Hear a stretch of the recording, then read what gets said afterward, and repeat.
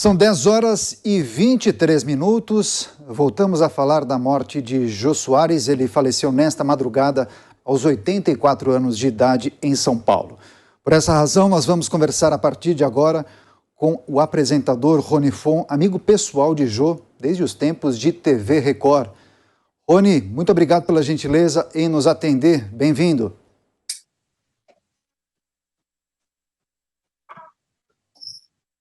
Rony, me escuta? Bem-vindo. Obrigado pela gentileza em nos atender nesse dia muito triste, né?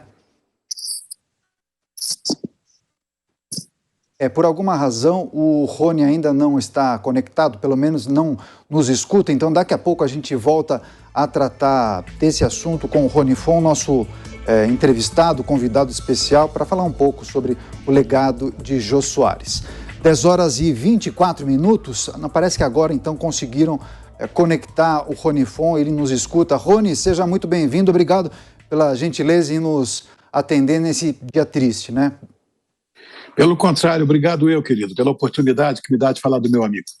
Pois é, Rony, eu queria entender um pouco dessa relação que vocês tinham. Sabemos que era uma amizade de muitos anos, queria saber se você mantinha contato com ele e sabia do estado de saúde do Jô. Sabia. A nossa relação começou em 1967, na TV Record. Ele me foi apresentado pelo Newton Travesso, que era nosso querido amigo, ainda é meu amigo querido também, e nós o convidamos para participar do meu programa especial. Foi o primeiro, vamos dizer, videoclipe que foi feito no mundo e foi realizado pelo Newton. Começou aí a nossa relação. O meu sentimento maior em relação a isso é o seguinte: nesse nosso ofício, que é a comunicação, o seu, o meu, é que é muito fácil, por exemplo, para um ator, para um comunicador, fazer alguém chorar. É só contar uma história triste e vão verter as lágrimas. Mas fazer rir é muito complexo, é muito difícil. E isso ele tinha. E uma coisa que eu achei, de fato, de uma certa dose de coragem, foi ele ter largado essa coisa que, de certa forma, o caracterizava como humorista e partir para uma coisa mais, não diria erudita, não é isso, pelo contrário, mas de informação e de cultura. Uma vez que nós sabemos, informação e cultura jamais foram prioridades, né, em nosso país. Eu acho que todos nós hoje estamos órfãos porque, exatamente por isso, não se valoriza mais as coisas com densidade de informação e de cultura. Isso é muito, muito raro hoje em dia. A última vez que eu estive com o Jô, na verdade, respondendo a sua pergunta, foi na casa dele. Nós invertemos, ele já estava com dificuldade de sair, nós invertemos os nossos papéis. Eu fui o entrevistador e ele foi o entrevistado. E já tinha alguma dificuldade para caminhar, colocou um elevador em casa para poder, tinha já um cuidador. Fizemos uma entrevista, foi muito interessante, ele com a sua lucidez, enfim.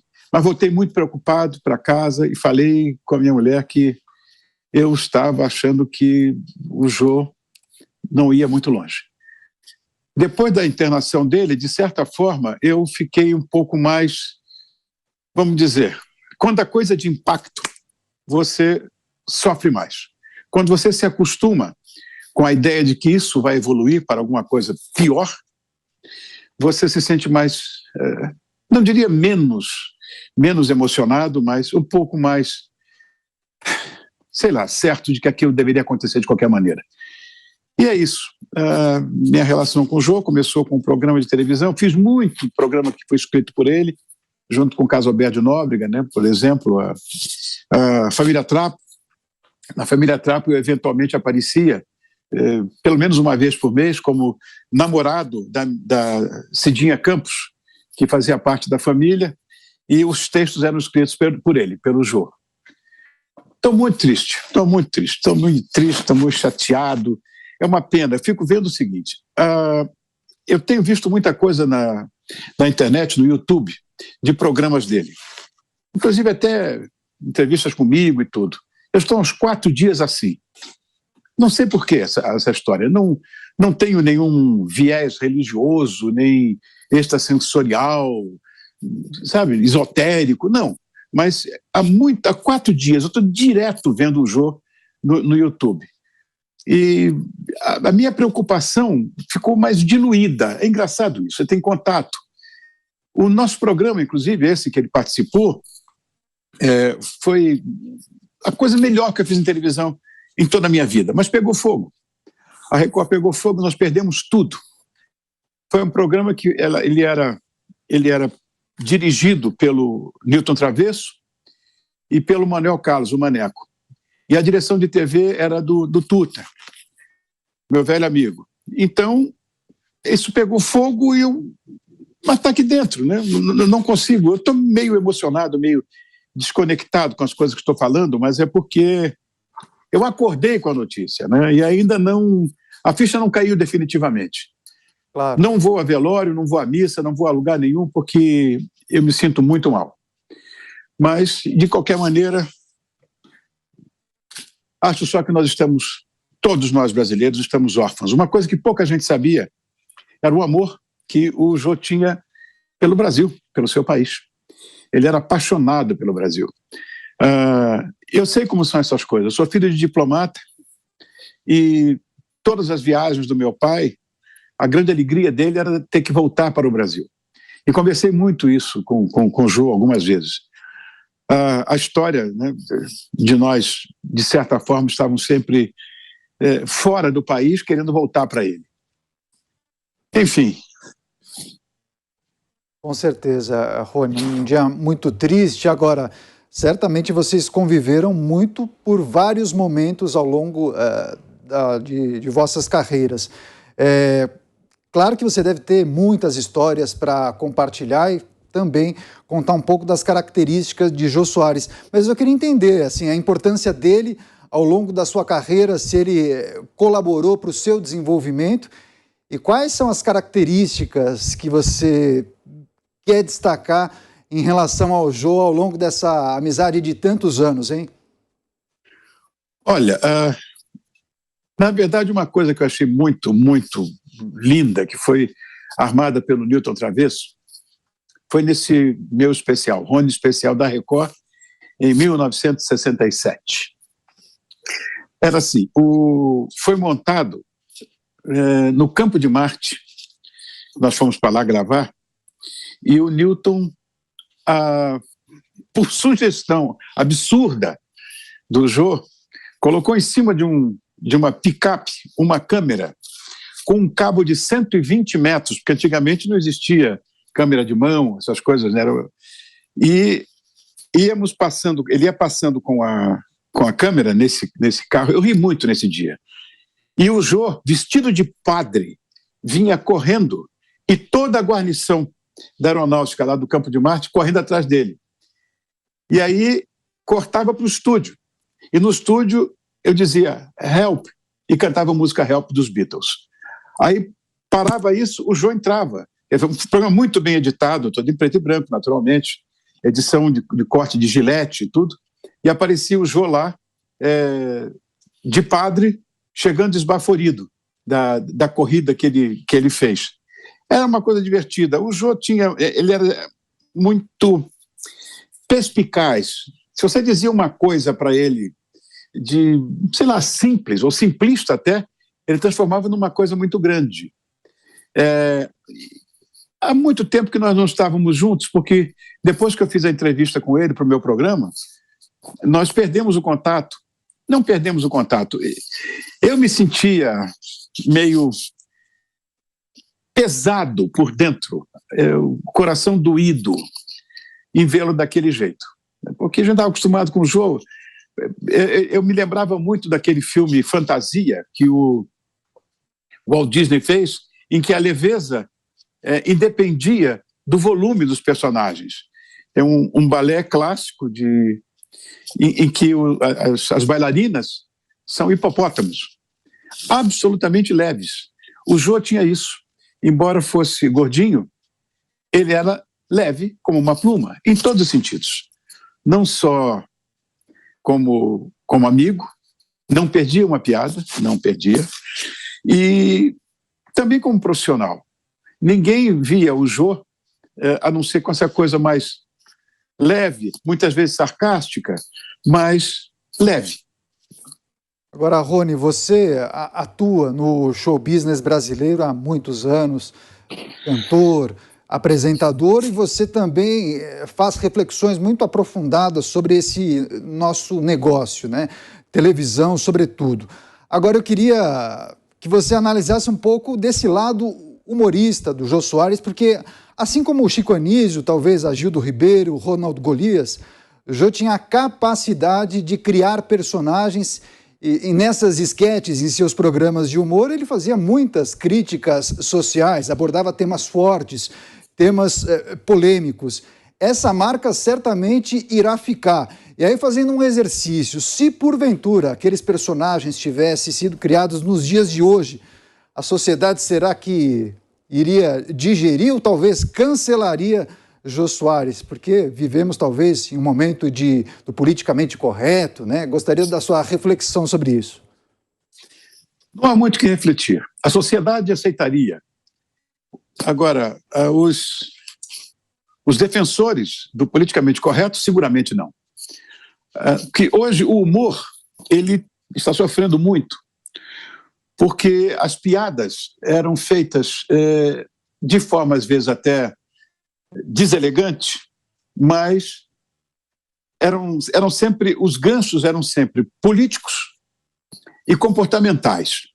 Hoje isso é absolutamente impossível, inviável, porque não se pode dizer mais nada, não se pode falar mais nada. Eu entro numa entrevista todo bloqueado, porque eu sei que eu não posso falar isso, não posso falar aquilo, vou interpretar mal, enfim, a sociedade entenderia, mas os defensores do politicamente correto seguramente não. E essa barreira existe, nós sabemos que existe. Não vamos tapar o sol com a peneira, porque nem cabe isso, isso não envolve nenhum processo ideológico ou de sistema, ou de nada disso. Acontece, e não é uma coisa que se pode regionalizar. Isso é uma coisa universal. Não sei de onde veio. Até certas coisas eu acho que não são tão contundentes. Mas, lamentavelmente, existe isso. Ou lamentavelmente ou não. Sei lá, não se discute a opinião dos outros, porque não tem a sua. Isso é uma grande bobagem. E o ser humano tem essa mania. Bom, essa coisa da construção do personagem, eu queria me ater a isso. Porque eu fiz também arte dramática. Não sou profissionalizado como ator. Eu optei pela música e depois pela apresentação de televisão. Isso inclui, inclusive, uma carteirinha profissional de jornalista, que não fiz curso de jornalismo. Eu sou economista, não tem nada a ver. Mas eu estudei pela escola de Stanislavski.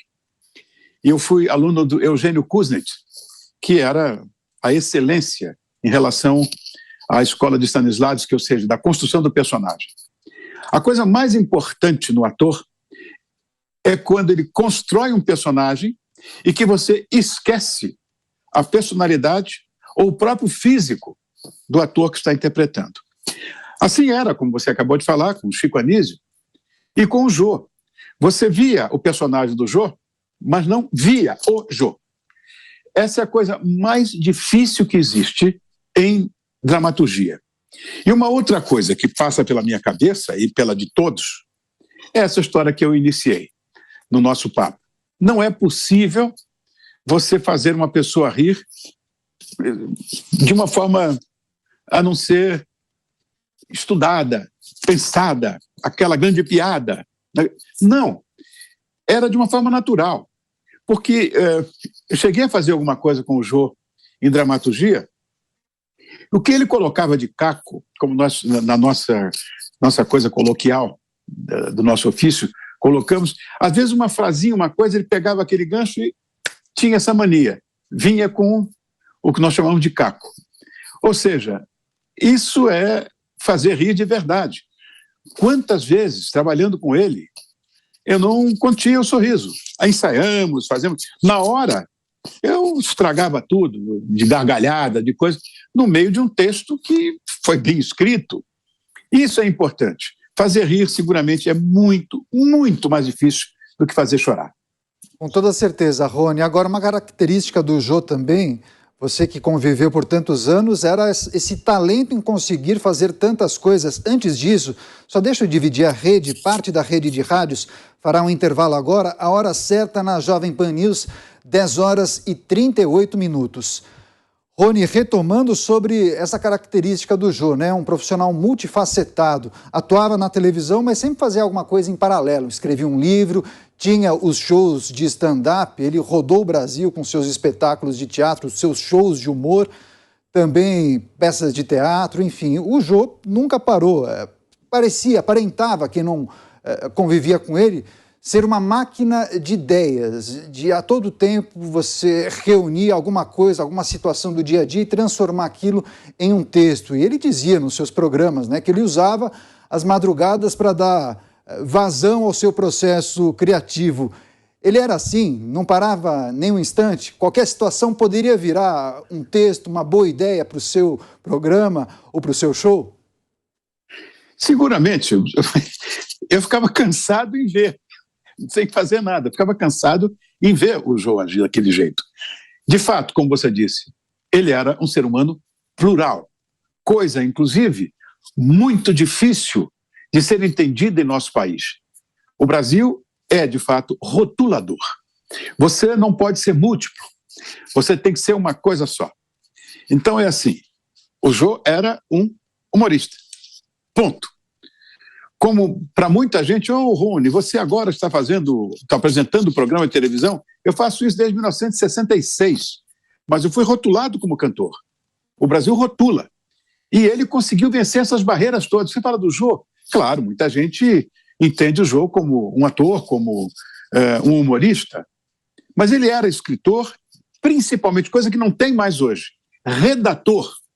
Não se redige mais, não se escreve mais, não se faz mais textos em que você possa se emocionar, para um lado ou para o outro. Ele tinha essa capacidade.